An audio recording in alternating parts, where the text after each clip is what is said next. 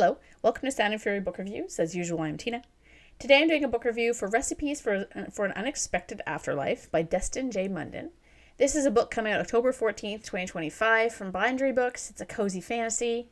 I received this arc from NetGalley in exchange for a fair review.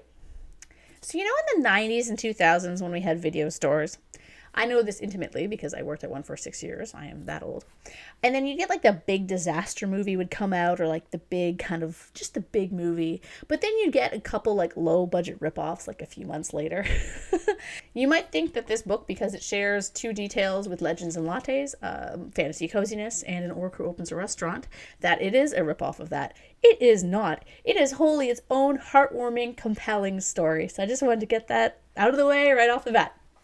What is it about? Rutger is worn out. Literally. Barely held together by dark magic, he has protected the necropolis for centuries. When he's forced into retirement, he's faced with forging a new future guided not by obligation, but by passion. Following his heart and stomach, he decides to open a restaurant where the city's undead and living residents can share food and community. He's helped in his quest by an unlikely assortment of neighbors, including elves, skeletons, vampires, and a young orphan girl named Astra, whose ancestry, if discovered, could put her and the entire necropolis in danger. To protect Astra and the life he's building, Rutger must face his past and form new alliances built on friendship, loyalty, and love. As comforting as warm pumpkin bread, this gentle fantasy traces how even a dark history can rise into a bright future. This book is really fun.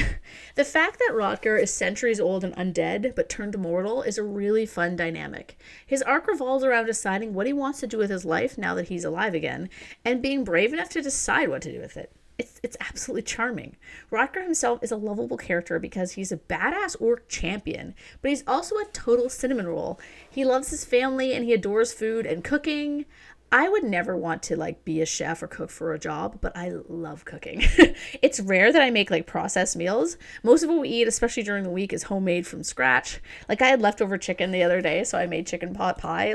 I made the dough for the pastry and everything too. I enjoy it. It's not a chore to me. In fact, earbuds with podcast in, recipe in front of me, it's the best part of my day sometimes. So I really identified with Rutger's love of cooking and how he wanted to kind of do that for the rest of his life.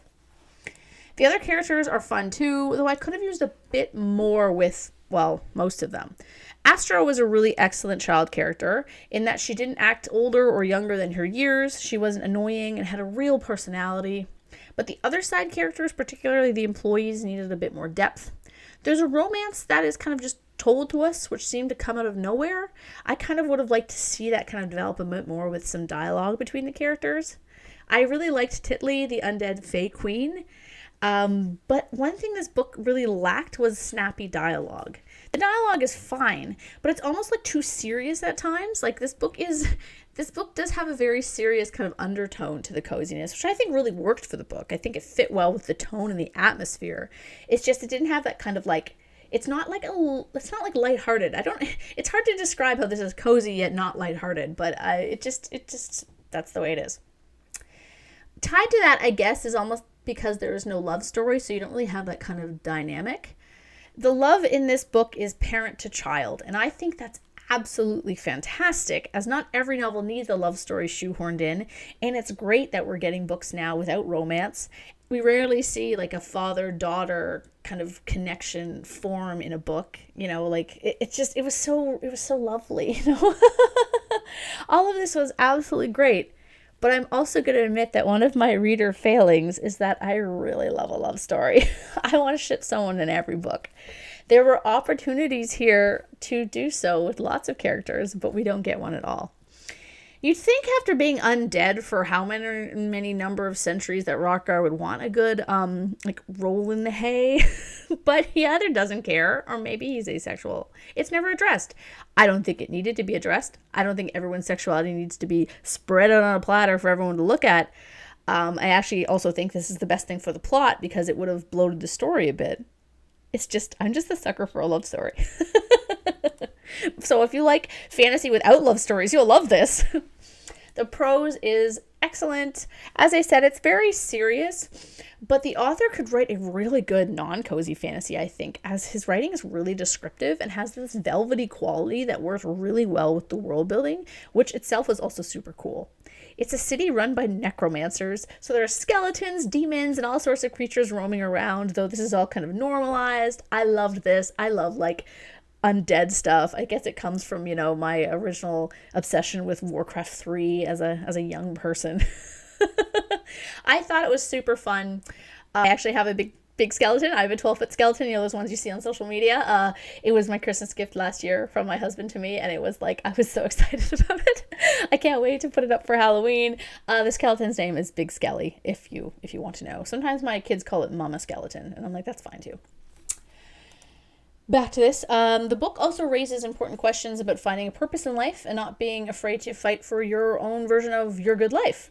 This is not a book about making money or becoming a king. It's about enjoying a regular life, about finding joy in the small things and the people around you that, appreciate you and the people that you appreciate. And it's also about understanding kind of what a good life means for everybody. The book has a great quote I'm going to read to you, even though it's from an ARC, and it's, "Comfort isn't happiness, only the absence of struggle." And so often we forget that. We expect we're supposed to be kind of happy all the time. We're really, what we want is to be comfortable, and happiness is kind of a product of that.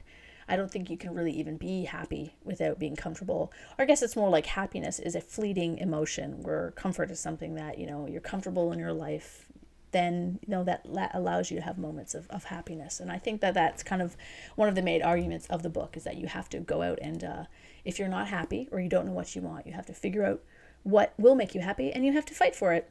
So I really enjoyed this novel. I thought it was really nice. I thought it was great. I don't know if I would buy it, but I really enjoyed reading it. And if the author wrote another book set in this world, I would totally read it. Give me a love story though. Thank you.